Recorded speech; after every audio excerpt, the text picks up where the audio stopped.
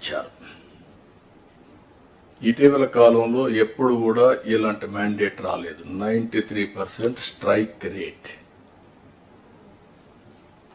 93% strike rate వచ్చిందంటే ఇక్కడుండే all of us including secretaries గడిచిన 5 సంవత్సరాల పరిపాలన ప్రజలు యాక్సెప్ట్ చేయలేదు.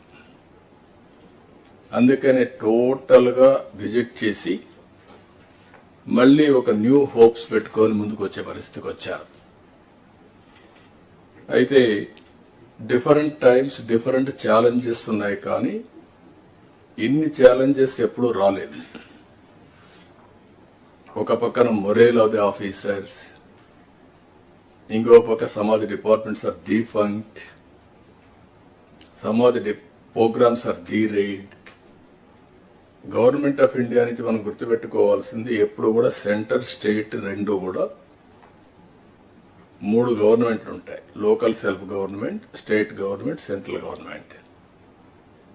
సెంట్రల్ గవర్నమెంట్ వాళ్ళ ప్రోగ్రామ్స్ వాళ్ళు కన్సీవ్ చేస్తారు, స్టేట్ గవర్నమెంట్ మన ప్రోగ్రామ్స్ చేస్తాం, సెంట్రల్ గవర్నమెంట్ ప్రోగ్రామ్స్ అనుసంధానం చేసుకుంటాం. దగ్గర 90 సెంట్రలీ స్పాన్సర్ స్కీమ్స్ ఉంటే టోటల్ గా అన్ని కూడా డిఫంక్ట్ అయిపోయాయి. ఫండ్స్ డైవర్ట్ చేసే పరిస్థితికి వచ్చారు. వీటన్నింటిపైన మనం ఒక 7 వైట్ పేపర్స్ అన్ని పబ్లిసైజ్ చేశాం.